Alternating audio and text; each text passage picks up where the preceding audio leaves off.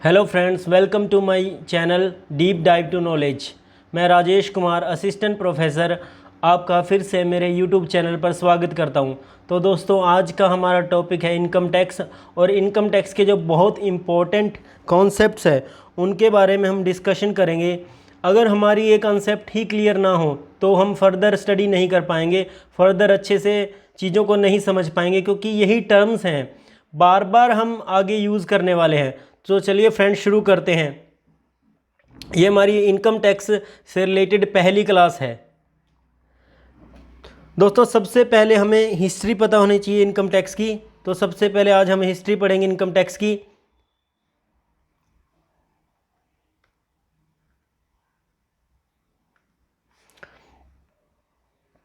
दोस्तों, जो income tax है इंडिया में, इनकम टैक्स का जो इंट्रोडक्शन है वो 1860 में हुआ था।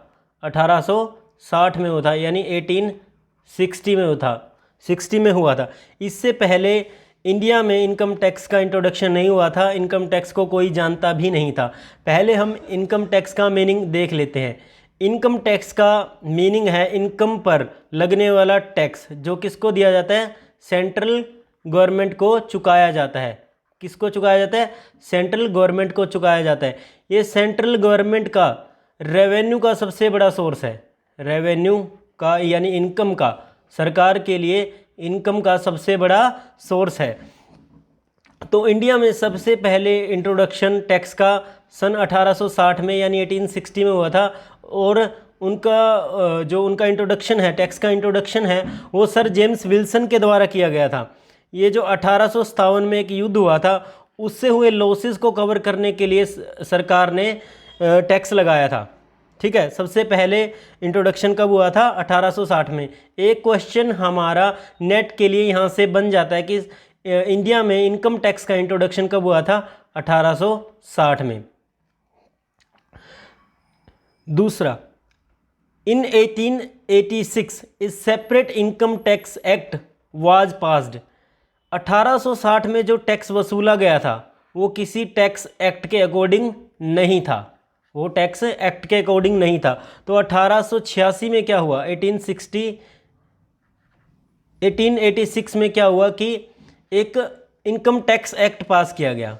इनकम टैक्स एक्ट पास किया गया। तो सबसे पहला एक्ट कब पास किया गया इंडिया में? 1886 में, यानी 1886 में। 1860 में जो टैक्स वसूला गया था वो किसी एक्ट के अकॉर्डिंग नहीं वसूला गया था, वो डायरेक्टली लिया गया था। फिर इसके बाद several amendments are made in this act. Amendments का मतलब होता है सुधार, कि बहुत सारे सुधार इस एक्ट में किए गए, और टाइम टू टाइम बहुत सारे एक्ट इसके बाद आते रहे। इसके बाद 1918 में in 1918 in new income tax act was passed. 1918 में एक नया इनकम टैक्स एक्ट पास किया गया, and again it is replaced, और उसको फिर से रिप्लेस कर दिया गया किस एक्ट के द्वारा? 1922 के एक्ट के द्वारा। 1918 में एक नया एक्ट पास किया गया था, और उस एक्ट को किसके द्वारा? 1922 वाले एक्ट के द्वारा फिर से रिप्लेस कर दिया गया था। तो फ्रेंड्स, जैसे जैसे एक्ट पास होते गए और उनमें सुधार होता गया, अलग अलग एक्ट बनते रहे। ठीक है, 1922 वाला एक्ट है जो दिस एक्ट, जो 1922 वाला है, रिमेंड इन फोर्स। कब तक रहा ये फोर्स में? कब तक चलता रहा? असेसमेंट ईयर 1961 से लेकर 62, यानी 1 अप्रैल 1961 से 1961 से 31 मार्च 1962 तक ये चलता रहा। इसके बाद इसको हटा दिया गया। और फिर क्या हुआ? जो लॉ कमीशन है, recommendation on the recommendation of law commission and direct taxes inquiry committee, ये जो दो बोर्ड थे, एक तो डायरेक्ट टैक्सेस इंक्वायरी कमेटी थी और एक क्या था? Law commission. इनकी रिकमेंडेशन पर एक नया बिल पास किया गया। A bill was framed and finally passed in September 1961। सितंबर 1961 में एक नया बिल पास कर दिया गया था। ठीक है, तो ये जो सितंबर 1961 वाला एक्ट है, ये हमारा इनकम टैक्स एक्ट बना। तो कब पास हुआ था ये? सितंबर 1961 में पास हुआ था, ये बात याद रखना। और फोर्स में कब हुआ था? केम इनटू फोर्स कब से लागू हो गया था? 1 अप्रैल 1962 में यह लागू हो गया था। तो दोस्तों मैं उम्मीद करता हूँ कि यहाँ तक आपको सभी को समझ आ गया होगा। चलिए नेक्स्ट स्लाइड पर चलते हैं। हिस्ट्री ऑफ इनकम टैक्स जानना बहुत ज़रूरी है। अगर आपको डीप स्टडी करना है, कंसेप्ट को समझना है, जेआरएफ करना है, तो आपको हर एक पहलू को अच्छे से पढ़ना पड़ेगा। देखिए यहाँ से 2-3 क्वेश्चन हमने कवर कर लिए कि सबसे पहले इंट्रोडक्शन इंडिया में कब हुआ था? 1860 में। उसके बाद एक्ट, सेपरेट एक्ट, अलग से एक्ट कब बना था? 1886 में। उसके बाद जो सितंबर 1961 में बिल पास हुआ था और 1 अप्रैल 1962 को हमारा एक्ट है जो फोर्स में आ गया था। तो लागू कब से हुआ था? 1 अप्रैल 1962 से यह लागू हो गया था। तो दोस्तों इसके कुछ फीचर्स हमें पढ़ने चाहिए कि फीचर्स क्या हैं, इनकम टैक्स के फीचर्स क्या हैं। मैं आपको फिर से बता देता हूं कि इनकम पर, जो आप इनकम कमाते हो, जो भी पर्सन इनकम कमाता है उस पर कुछ परसेंटेज गवर्नमेंट टैक्स लगाती है या फिर चार्ज लगाती है और वसूलती है, इकट्ठा करती है, उसको हम इनकम टैक्स कहते हैं। इनकम चाहे किसी प्रकार की हो, चाहे वो सैलरी की इनकम हो, चाहे वो बिजनेस इनकम हो, चाहे वो स्पेकुलेशन यानी सट्टे से रिलेटेड इनकम हो, चाहे वो लॉटरी से रिलेटेड इनकम हो। इनकम चाहे किसी भी प्रकार की हो, सरकार आपसे, गवर्नमेंट आपसे हर इनकम पर अलग अलग रेट्स के हिसाब से टैक्स इकट्ठा करती है। तो चलिए दोस्तों इसके कुछ फीचर्स हैं जो हमें पढ़ना चाहिए। सबसे पहले जो इनकम टैक्स है ये सेंट्रल टैक्स है। क्या है? सेंट्रल टैक्स है। सेंट्रल टैक्स कैसे है? क्योंकि ये कलेक्ट किया जाता है सेंट्रल गवर्नमेंट से। किसके द्वारा कलेक्ट किया जाता है? सेंट्रल गवर्नमेंट से, इसलिए ये सेंट्रल टैक्स है। कुछ टैक्स होते हैं जैसे एक्साइज ड्यूटी है, जीएसटी वगैरह, अलग से स्टेट के लिए भी कोटा होता है, बट ये जो टैक्स है ये सेंट्रल टैक्स है और सेंट्रल गवर्नमेंट के द्वारा ही कलेक्ट किया जाता है। दूसरा इनकम टैक्स है जो डायरेक्ट टैक्स है, क्योंकि इसका बर्डन डायरेक्टली उस पर पड़ता है जो टैक्स पे करता है। इसका बर्डन किस पर पड़ता है? टैक्स पे पर, जो टैक्स पेयर है उस पर पड़ता है सीधे सीधे। अगर हम जीएसटी की बात करें, जीएसटी जो शॉपकीपर्स होते हैं वो क्या करते हैं? कलेक्ट करते हैं। क्या करते हैं? कलेक्ट करते हैं। पे कौन करता है? हम करते हैं। उस चार्ज को पे कौन करता है? हम करते हैं। किसको करते हैं? शॉपकीपर। और शॉपकीपर किसको करता है? गवर्नमेंट को। तो इस तरह से वो इनडायरेक्ट टैक्स है और ये डायरेक्ट टैक्स है। टैक्स ऑन टैक्सेबल इनकम, अगर आपकी किसी प्रीवियस ईयर में इनकम टैक्सेबल लिमिट से यानी एग्जम्प्टेड लिमिट से एक्सीड करती है तभी आपको उस इनकम पर टैक्स देना होगा, अदरवाइज आपके इनकम पर कोई भी टैक्स नहीं देना पड़ेगा। Every person who is an assessee and whose total income exceed, जिसकी टोटल इनकम एक्सीड करती है maximum exemption limit shall be chargeable to income tax. जिस पर्सन की इनकम जो मैक्सिमम एग्जम्पशन लिमिट है हर साल डिसाइड की जाती है फाइनेंस एक्ट के द्वारा। किसके द्वारा? फाइनेंस एक्ट के द्वारा। जो मैक्सिमम एग्जम्पशन लिमिट है अगर उससे एक्सीड करती है तो उस पर टैक्स लिया जाता है, यानी इनकम टैक्स वसूला जाएगा। अगर आपकी इनकम इस मैक्सिमम एग्जम्पशन लिमिट के नीचे रहती है, एक्सीड नहीं करती, तो आपके ऊपर कोई भी टैक्स का बर्डन नहीं आता। जो इनकम टैक्स है वो प्रोग्रेसिव टैक्स है। प्रोग्रेसिव टैक्स का मतलब है जैसे जैसे आपकी इनकम में वृद्धि होती है, इंक्रीज़ होता है, इंक्रीमेंट होता है, जैसे जैसे आपकी इनकम ऊपर जाती है वैसे वैसे टैक्स के रेट्स हैं जो हाई होते जाते हैं। जैसे 30% हाईएस्ट टैक्स रेट और 5% लोअर टैक्स रेट, 10%, 20%, इस तरह से। यहाँ पर अगर आपकी इनकम है तो 5%, यहाँ पे रहे तो 10%, यहाँ पर रहे तो 20%, अगर यहाँ आपके मैक्सिमम है तो 30%।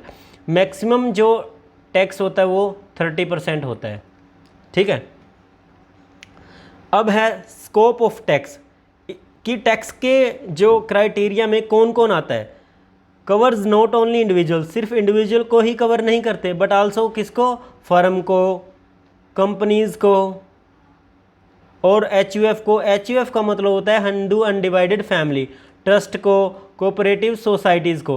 तो टैक्स के स्कोप में, इनकम टैक्स के स्कोप में क्या क्या आएगा? इंडिविजुअल्स भी आएंगे, फर्म भी आएगी, कंपनीज भी आएंगी, ट्रस्ट है तो वो भी आएंगे, एचयूएफ है तो वो भी आएंगे, और कोऑपरेटिव सोसाइटी एटसेट्रा। कि इस इनकम टैक्स का स्कोप है जो बहुत बड़ा है, इसके अंदर सभी पर्सन, जितने भी पर्सन हैं वो सारे के सारे इंक्लूड किए जाएंगे, चाहे वो इंडिविजुअल है चाहे वो फर्म है।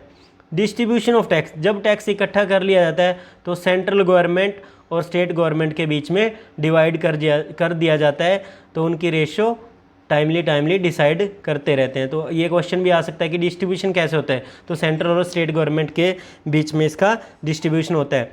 बट जब डिस्ट्रीब्यूशन होता है तो उसमें क्या नहीं लिया जाता? एक तो सरचार्ज कलेक्टेड, जितना भी सरचार्ज कलेक्ट किया जाता है वो नहीं लिया जाएगा, और क्या नहीं लिया जाएगा?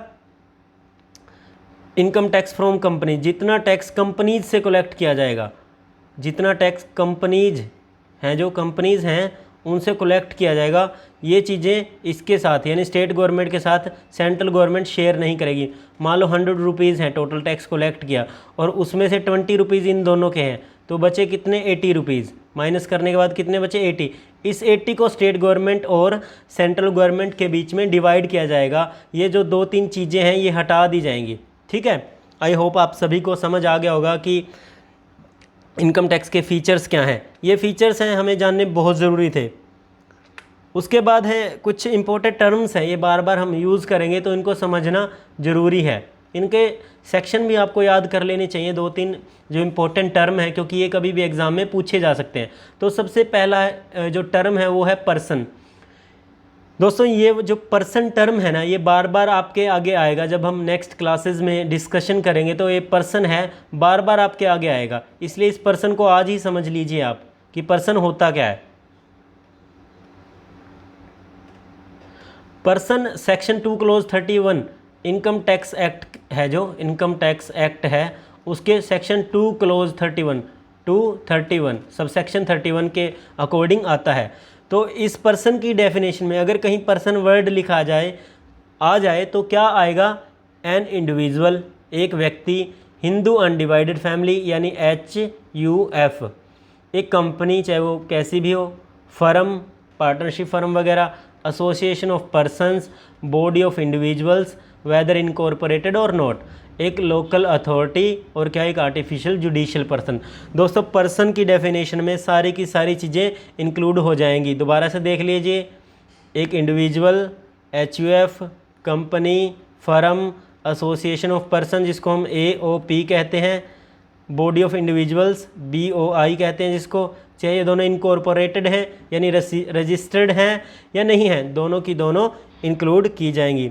एक क्या है? लोकल अथॉरिटी जैसे म्यूनिसिपल काउंसिल वगैरह, और आर्टिफिशियल जुडिशियल पर्सन जैसे यूनिवर्सिटीज़ वगैरह।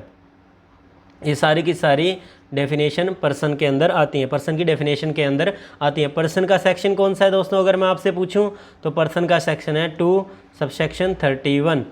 ये पर्सन का सेक्शन है इनकम टैक्स एक्ट के द्वारा। पर्सन की डेफिनेशन में ये चीज़ें आती हैं। चलिए नेक्स्ट स्लाइड पर। अब दोस्तों हम देख लेते हैं कि इंडिविजुअल की डेफिनेशन में क्या क्या आएगा। तो दोस्तों इंडिविजुअल की डेफिनेशन में आएगा मेल, फीमेल और माइनर चाइल्ड। दोस्तों ये जो 3 चीज़ें हैं ये इंडिविजुअल की डेफिनेशन में आएगी। कोई मेल हो, फीमेल हो और माइनर चाइल्ड हो, ये तीनों चीज़ें इंडिविजुअल कहलाती हैं। हिंदू अनडिवाइडेड फैमिली, एक ही जो एंसेस्टर होता है, एक ही जो एंसेस्टर है यानी एक ही जो पर्सन है, उसके जितने भी लीनियरली डिसेंडेंट होंगे, जितने भी फैमिली मेम्बर्स होंगे, वो सारे के सारे इंक्लूड किए जाएंगे, सारे के सारे इंक्लूड किए जाएंगे। इसमें अनमैरिड डॉटर्स भी आएंगी, अनमैरिड डॉटर्स भी आएंगी, डॉटर्स, और क्या आएंगी? जो उस पर्सन की बेटे हैं यानी सन हैं, उनकी जितने भी वाइफ्स होंगी वो भी आएंगी। तो इसके अंदर क्या आएगा? फैमिली के सारे मेंबर आएंगे। अनमैरिड डॉटर आएंगी। अगर किसी लड़की की शादी कर दी गई है तो इसके अंदर HUF के अंदर वो नहीं आएगी, ठीक है। दूसरा क्या है, वाइफ आएंगी, शादी करने के बाद, अपने बेटे की शादी करने के बाद उसकी जो वाइफ हैं घर में आ गई हैं, तो वो भी सारे के सारे फैमिली मेम्बर HUF के अंदर आते हैं, ये HUF की डेफिनेशन के अंदर आते हैं। एक कंपनी में कौन कौन आएगा, चाहे वो जॉइंट स्टॉक कंपनी हो, joint stock company, private company, OPC यानी वन पर्सन कंपनी, तो किसी भी तरह की कंपनी होगी, प्राइवेट लिमिटेड, वो सारी की सारी इस कंपनी डेफिनेशन के अंदर आ जाएंगी। फर्म में पार्टनरशिप फर्म वगैरह सारी फर्म्स आ जाएंगी। उसके बाद एसोसिएशन ऑफ पर्सन, AOP, ठीक है, और बॉडी ऑफ इंडिविजुअल्स, BOI, इन दोनों के जितने भी पर्सन होंगे वो सारे के सारे इस डेफिनेशन में कवर हो जाएंगे। चाहे ये रजिस्टर्ड हों, ये ध्यान देने वाली बात है, चाहे ये रजिस्टर्ड हों या रजिस्टर्ड नहीं हो, सारे के सारे इंक्लूड किए जाएंगे टैक्स के पर्पज़ से। ए लोकल अथॉरिटी यानी म्यूनिसिपल कमेटी, म्यूनिसिपल काउंसिल, इस तरह की चीज़ें सारी की सारी इंक्लूड की जाएंगी। आर्टिफिशियल जुडिशियल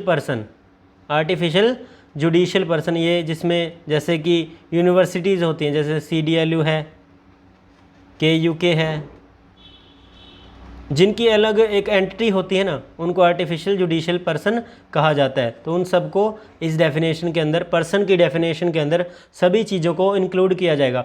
दोस्तों आपने ध्यान दिया होगा कि इस डेफिनेशन के अंदर कोई भी ऐसी चीज़ नहीं है, कोई भी ऐसी एंटिटी नहीं है जिसको इंक्लूड ना किया गया हो इनकम टैक्स के प्रीव्यू में। तो दोस्तों सारी की सारी चीज़ें मैंने आपको एक्सप्लेन कर दी हैं। चलिए नेक्स्ट स्लाइड पर चलते हैं।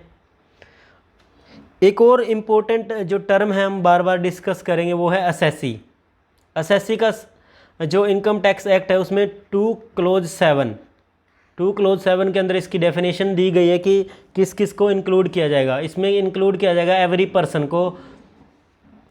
Person who is liable to pay tax, जिसके ऊपर किसी तरह का टैक्स लग गया है। मान लो उसकी इनकम है जो मैक्सिमम एग्जम्पशन लिमिट से क्रॉस कर गई है, तो उसके ऊपर क्या लग गया होगा, टैक्स। अब इसको टैक्स पे करना है, तो ये क्या है, इनकम टैक्स जो एक्ट है उसके लिए क्या बन गया है, असेसी बन गया है। कोई भी पर्सन जो लाइबल है, जिसके ऊपर लाइबिलिटी है टैक्स को पे करने की, वो क्या कहलाता है, असेसी कहलाता है, ठीक है।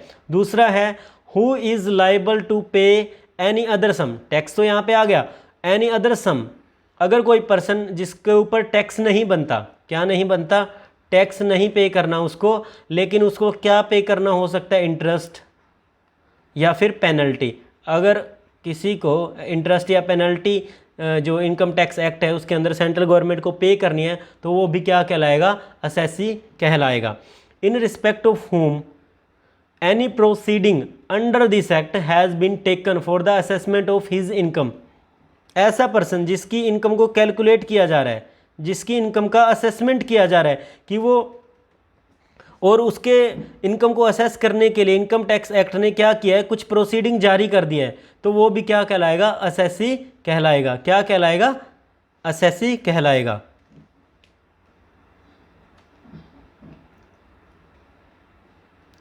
इन respect of whom any proceeding under this act has been taken for the assessment of any other person's income, खुद की इनकम का तो है, खुद की इनकम के ऊपर अगर टैक्स पे करना है तो असेसी है, खुद उसने स्वयं ने कुछ मनी यानी इंटरेस्ट या पेनल्टी सेंट्रल गवर्नमेंट को पे करनी है, तो भी वो असेसी कहलाता है। बट किसी अदर पर्सन, मान लो ये ए है, ये बी है, इसने इस बी की पर्सन के लिए ए को सेंट्रल गवर्नमेंट ने क्या किया है, प्रोसीडिंग जारी की है इसके खिलाफ कि इसकी इनकम का असेसमेंट किया जाए, क्योंकि बी इसका क्या है, एजेंट है या फिर इसका गार्जियन है, तो इसके लिए वो भी असेसी कहलाएगा। इस पर्सन बी के लिए भी ये असेसी कहलाएगा। तो दोस्तों ये 4 पॉइंट हैं हमने असेसी की डेफिनेशन में पढ़े। असेसी वो होता है जिसको कोई टैक्स पे करना होता है, या फिर उस पर किसी इंटरेस्ट या पेनल्टी वगैरह का पे करना होता है, या फिर उसकी इनकम को कैलकुलेट करने का ऑर्डर दिया जा चुका है इनकम टैक्स एक्ट के अकॉर्डिंग कि इसकी इनकम का असेसमेंट करो, ये इनकम को छुपा रहा है, तो वो पर्सन भी क्या कहलाता है, असेसी कहलाता है। चलिए दोस्तों नेक्स्ट स्लाइड। इसी में असेसी में आता है एक डीम्ड असेसी। डीम्ड असेसी का मतलब होता है माना हुआ असेसी, माना हुआ असेसी। तो माना हुआ असेसी के बारे में हमने पढ़ लिया। तो माना हुआ असेसी कौन कहलाएगा? देखिए, a person who is liable to pay tax not only his own income, कहला एक पर्सन जिसने टैक्स पे करना है, खुद की इनकम का तो करना ही करना है, ठीक है, सेल्फ की इनकम का तो करना ही करना है, but also on the income of any other person, उसको किसी other person, any other person की इनकम का भी टैक्स पे करना है। वो पर्सन है जो किसी अदर पर्सन की इनकम का टैक्स खुद पे करे। मान लो ये एक पर्सन है, इसकी इनकम का टैक्स कौन पे करेगा? बी करेगा। कि या ये हो सकता है माइनर है, ठीक है, ए माइनर है और इसकी इनकम का टैक्स ये बी पे करेगा, या हो सकता है इसका ये एजेंट है, ठीक है, या फिर लीगल रिप्रेजेंटेटिव है, या फिर गार्जियन है। तो इस ए पर्सन की इनकम का टैक्स कौन पे कर रहा है? बी। तो बी के लिए डीम्ड असेसी माना जाएगा। जो ए है वो क्या माना जाएगा? डीम्ड असेसी माना जाएगा। आई होप आपको समझ आ गया होगा। डीम्ड असेसी में क्या क्या इंक्लूड किया जाएगा? किसी माइनर का लीगल रिप्रेजेंटेटिव, किसी कंपनी का एजेंट, किसी नॉन रेजिडेंट का एजेंट, गार्जियन हो किसी का, या फिर मैनेजर ऑफ इन्फेंट और लूनेटिक। लूनेटिक का मतलब कोई पागल वगैरह हो जिसको खुद की कोई समझ ना हो। इन्फेंट का मतलब किसी बच्चे का कोई मैनेजर वगैरह हो। तो जो पर्सन है वो डीम्ड असेसी माने जाएंगे। खुद की इनकम का टैक्स तो देना ही है, खुद की अगर इनकम ना है तो कोई बात नहीं, बट किसी अदर पर्सन के लिए कोई लीगल रिप्रेजेंटेटिव है, या फिर एजेंट है, या फिर गार्जियन है, या मैनेजर है, तो उस तरह से वो डीम्ड असेसी माना जाएगा। जितनी भी प्रोसीडिंग्स होंगी वो सारी की सारी उस एजेंट पे या फिर लीगल रिप्रेजेंटेटिव पर होंगी। चलिए दोस्तों, नेक्स्ट स्लाइड में चलते हैं। तो आगे बढ़ने से पहले मैं आपसे कहूँगा कि हमारा channel deep dive to knowledge, उसको सब्सक्राइब कर लीजिए। आपको हर एक एस्पेक्ट की, हर एक मटेरियल प्रोवाइड किया जाएगा, हर एक टॉपिक की नॉलेज दी जाएगी इस चैनल पर। तो चलिए दोस्तों, नेक्स्ट स्लाइड पर चलते हैं। अब एक और टर्म है जो असेसमेंट ईयर और प्रीवियस ईयर, ये दो टर्म है, इनको हम बार बार यूज़ करेंगे जब हम आगे पढ़ेंगे, तो इन दोनों को भी हम समझ लेते हैं। तो सबसे पहले assessment year, the year in which your income is calculated for the taxation is known as assessment year. The year, एक ऐसा साल, इन विच, जिसमें आपकी इनकम को कैलकुलेट किया जाए, जिस साल में आपकी इनकम को कैलकुलेट किया जाए टैक्सेशन के पर्पज़ से, इनकम पर टैक्स लगाने के पर्पज़ से आपकी इनकम को जहाँ पर कैलकुलेट किया जाए, वो जो साल होगा, वो जो ईयर होगा, वो आपके लिए क्या कहलाएगा? असेसमेंट ईयर कहलाएगा। The period for assessment year starts from 1 April and ends on 31 मार्च।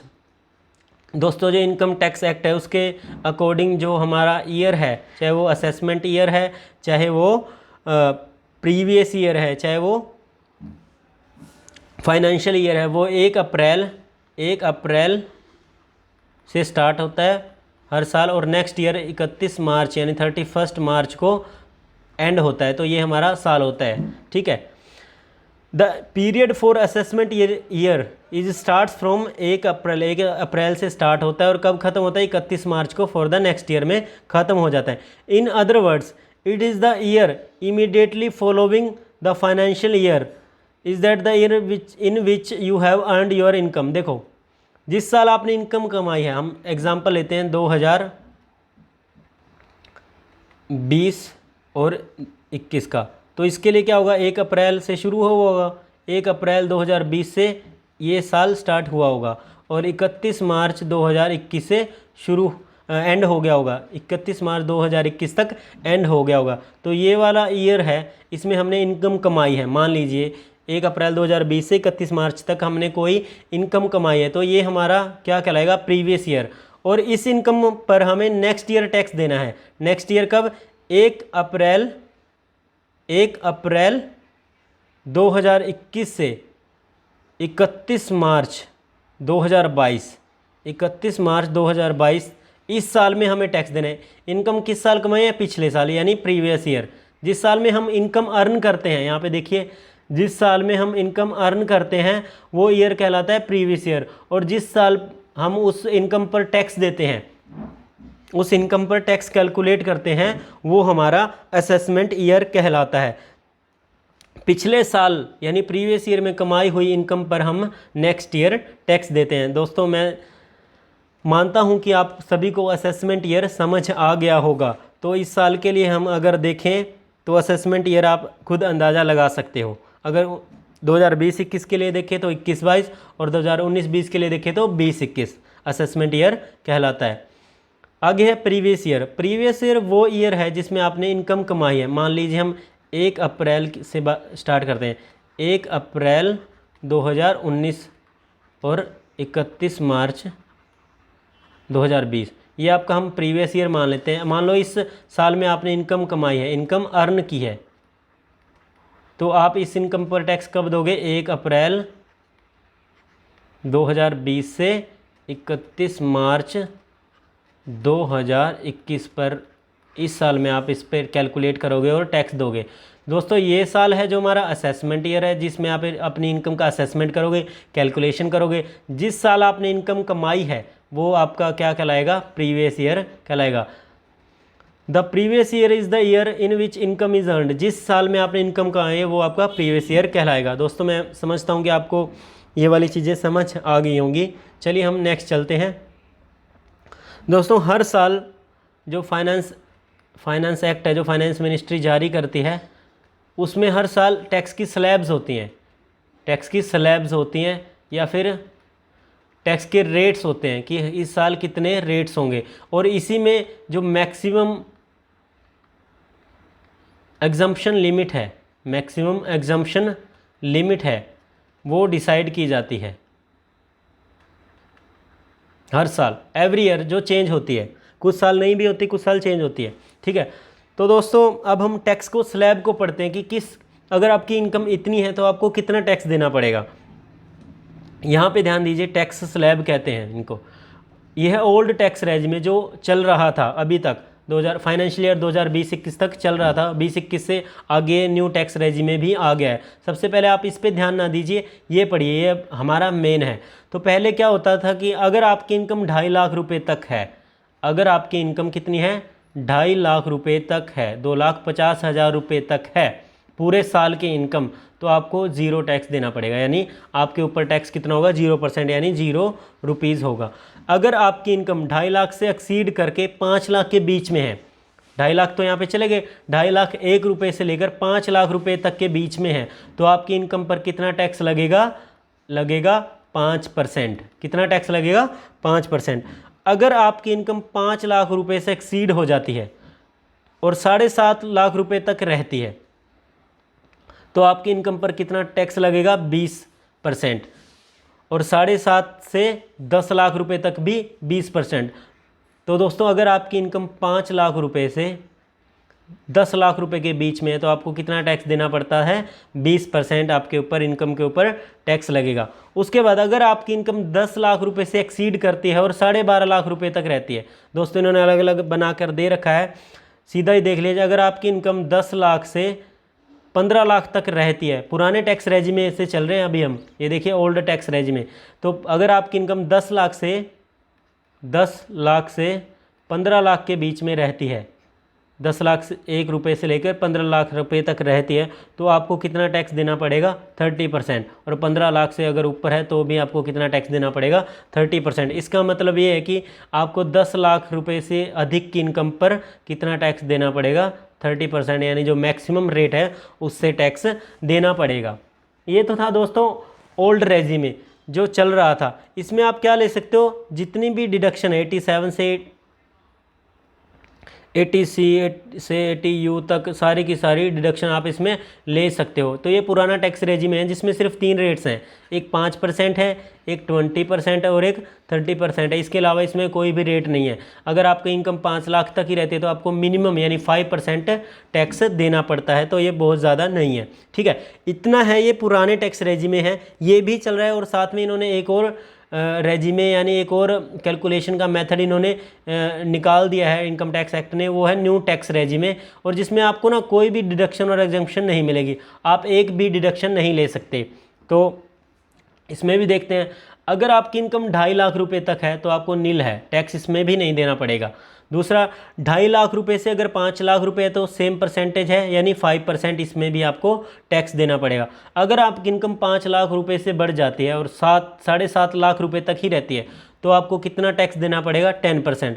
दोस्तों जितनी ये इनकम मैं दिखा रहा हूँ वो आपको छोड़ते जानी है। मान लो आपकी टोटल इनकम हम 10 लाख लेके चलते हैं, टोटल इनकम हम 10 लाख रुपए लेके चल रहे हैं और इस टैक्स रेजिमे के अंडर देखते हैं, कह रहे हैं अप टू 2.5 लाख रुपए है तो 2.5 लाख रुपए तक आपको टैक्स नहीं देना पड़ेगा। तो 10 लाख में से 2.5 लाख आपको यहीं पे छोड़ देने चाहिए, ठीक है। तो 2.5 लाख चले गए तो 7.5 लाख बच गए। अब 2.5 लाख से 5 लाख रुपए तक यहाँ पे लेके आओ, तो 2.5 लाख से कितने 5 लाख रुपए तक आप यहाँ लिख दीजिए और इस पर कितना टैक्स लगाइए? 5%। तो इस पर 2.5 लाख पे कितना बढ़ेगा? 5% करेंगे तो 12,500 आई थिंक यही बनता होगा। देख लेना 5 लाख रुपए तक तो यहाँ ख़त्म हो गए अपने, अभी 5 लाख हो रहे हैं और 5 लाख से लेकर 7 लाख यानी ये वाले 2.5 लाख, 5 लाख से ऊपर वाले 2.5 लाख, फिर कितना लगा दो? 10% यानी 25,000 रुपये यहाँ पे लगा दो। फिर उसके बाद कितने चले गए पैसे? 5 लाख यहाँ चले गए थे, 2.5 लाख यहाँ चले गए थे, 7.5 लाख चले गए। उसके बाद 2.5 लाख और बचते हैं, उस पर आपको कितना टैक्स लगाना पड़ेगा? 15% और लगाना पड़ेगा। तो इसको कैलकुलेट कर लीजिएगा जितना टैक्स आएगा और ये आपका टोटल टैक्स बनेगा। ये शायद 15 दूनी 50 और 15 पंच 75। तो दोस्तों इसको कैलकुलेट करके देख लीजिएगा, जितना भी आए तो ये आपका टोटल टैक्स देना पड़ेगा अगर आपकी इनकम 10 लाख है। अगर आपकी इनकम 10 लाख से ज़्यादा है, अगर आपकी इनकम 10 लाख से ज़्यादा है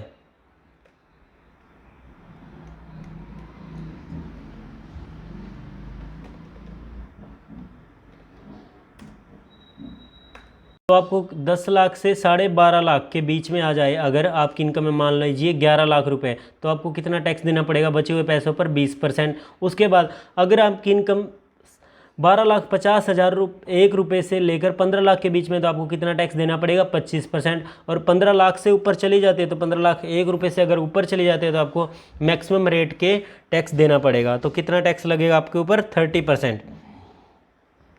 तो दोस्तों ये हमारी टैक्स स्लैब हैं। पुराने टैक्स रेजिमे के अकॉर्डिंग तो 3 रेट्स हैं। कौन कौन सी रेट्स हैं? 5, 20 और 30। और न्यू टैक्स रेजिमे के अकॉर्डिंग 6 रेट्स हैं। 6 रेट्स में कौन कौन सी है? 5 है, 10 है, 15 है और 20, 25 और 30। ये 6 की 6 रेट्स आपको याद रखनी है कि नए टैक्स रेजिमे है, नया जो कैलकुलेशन का मेथड है उसमें एक भी डिडक्शन आपको नहीं मिलती। ये ध्यान दीजिए, विदाउट एनी एग्जम्पशन और विदाउट एनी डिडक्शन आप किसी भी प्रकार की, जैसे कि HRA है और इस तरह की डिडक्शन आप नहीं ले सकते। इसमें सारी की सारी आप डिडक्शन ले सकते हो और इसमें 3 रेट्स प्रिवेल करती हैं, 5% है, 20% है और ये।